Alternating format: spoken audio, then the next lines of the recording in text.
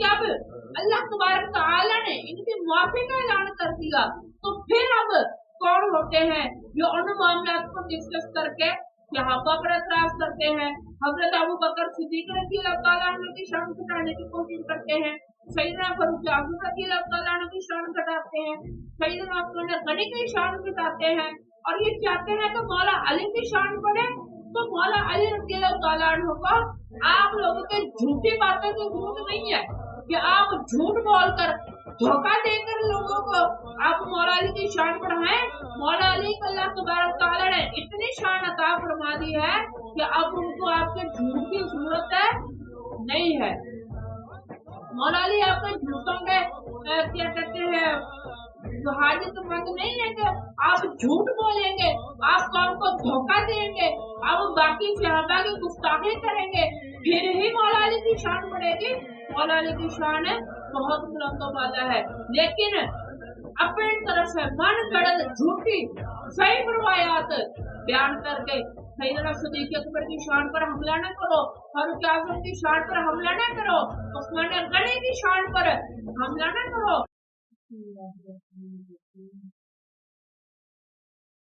قال الله تبارك وتعالى في القرآن المجيد والفرقان الحميد إن الذين تولوا منكم يوم التقى الجمعان إنما استغلهم الشيطان ببعض ما كسبوا ولقد عفا الله عنهم إن الله غفور حليم آمنت بالله صدق الله العظيم وصدق رسوله النبي الكريم الأمين۔ عزیز دوستوں، مجھے کچھ ویڈیو سننے کو ملی جس کے اندر روافض کی جانب سے یہ اعتراض کیا جاتا ہے کہ حضرت ابوبکر صدیق رضی اللہ تعالیٰ عنہ اور حضرت عمر بن خطاب رضی اللہ تعالیٰ عنہ یہ دونوں صحابہ جنگ احد سے بھاگ گئے تھے، ساتھ میں حضرت عثمان غنی رضی اللہ تعالیٰ عنہ کا بھی نام لیتے ہیں۔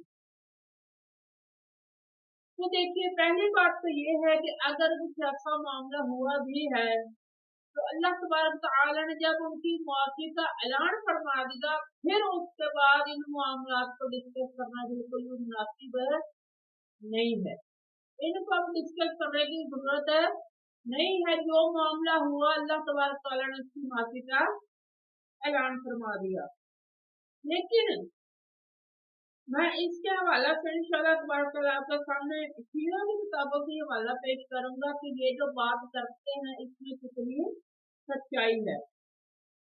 تو میں آپ کے سامنے پہلے بخاری شریف سے حدیث پاک پڑھ دیتا ہوں۔ بخاری شریف سے حدیث پاک ہے کتاب المغازی کے اندر باب الاحد، ٹھیک ہے، اور حدیث نمبر غالباً ہے 4043 4043 نمبر یہ حدیث پاک ہے۔ اس کا مفہوم آپ کے سامنے عرض کر دیتا ہوں کہ جب احد کا واقعہ پیش آیا تو نبی علیہ السلام نے کچھ تیر اندازوں کو کھڑا کیا اور کہا کہ تم لوگوں نے یہاں سے ہلنا نہیں ہے، اگر کیا وہ ہم پر غالب آ جائیں یا ہم ان پر غالب آ جائیں، آپ لوگوں نے یہاں سے ہٹنا نہیں ہے۔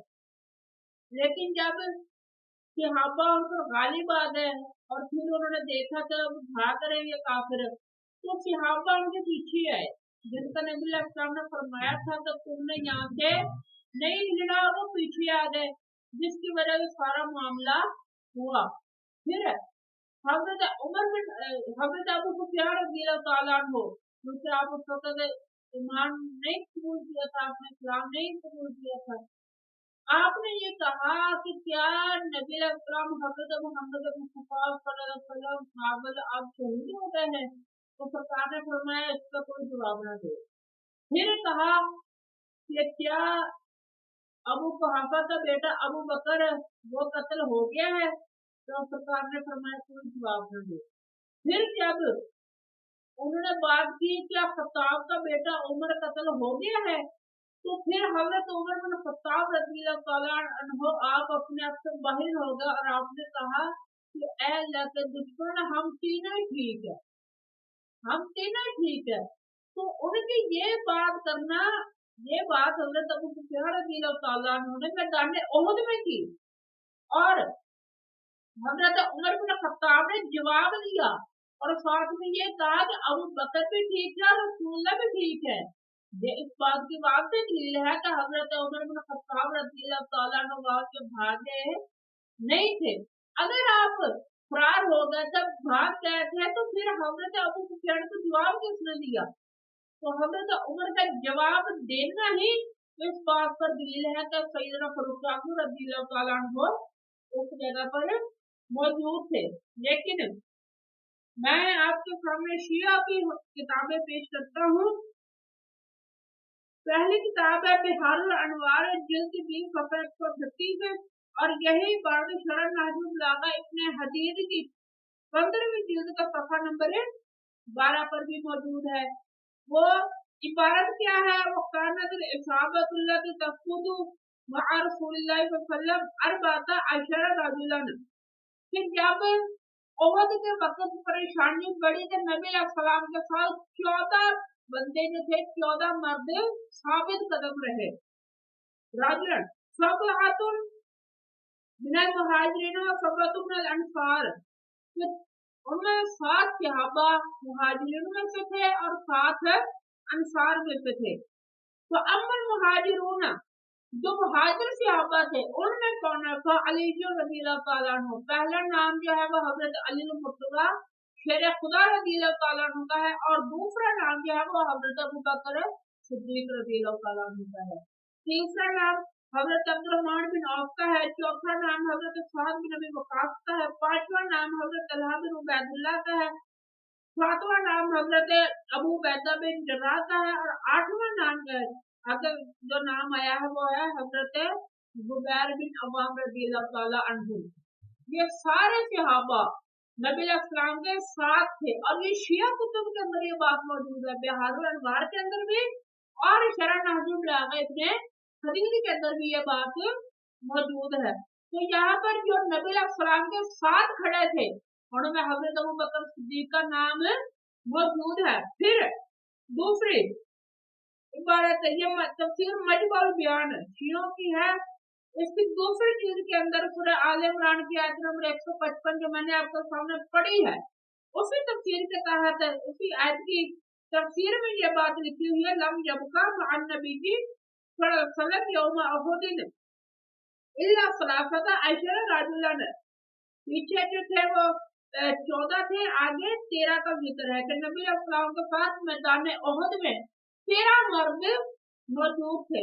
नफसन खमसतु मिनल मुहाजिरीन व थमानियतु मिनल अंसार, 5 सहाबा जो थे वो मुहाजिरीन में से थे, और बाकी जो 8 बचते हैं वो है अंसार में से।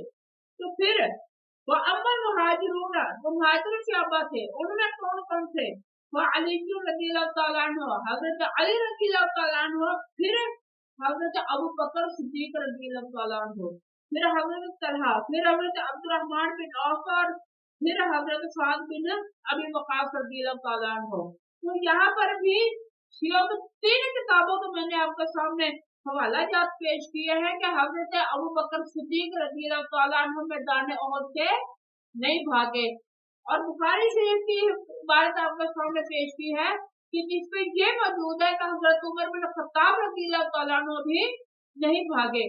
और जहां तक रही हजरत उस्मान की बात, तो ये हदीस बुखारी शरीफ के अंदर मौजूद है कि एक शख्स हजरत अब्दुल्लाह इब्न उमर रज़ियल्लाहु ताला अन्हु आपके पास आया और आकर कहने लगा, क्या आप जानते हैं कि हजरत उस्मान मैदान बद्र में मौजूद नहीं थे? हजरत अब्दुल्लाह ने कहा, हाँ जानता हूँ, नहीं थे। फिर कहा कि क्या आप जानते हैं कि हजरत हजरत उस्मान गनी रज़ियल्लाहु ताला अन्हु मैदान खैबर में भी नहीं थे, जो थी सुलह हुदैबिया उसमें भी नहीं थे? तो आपने फरमाया, हाँ मैं जानता हूँ, नहीं थे।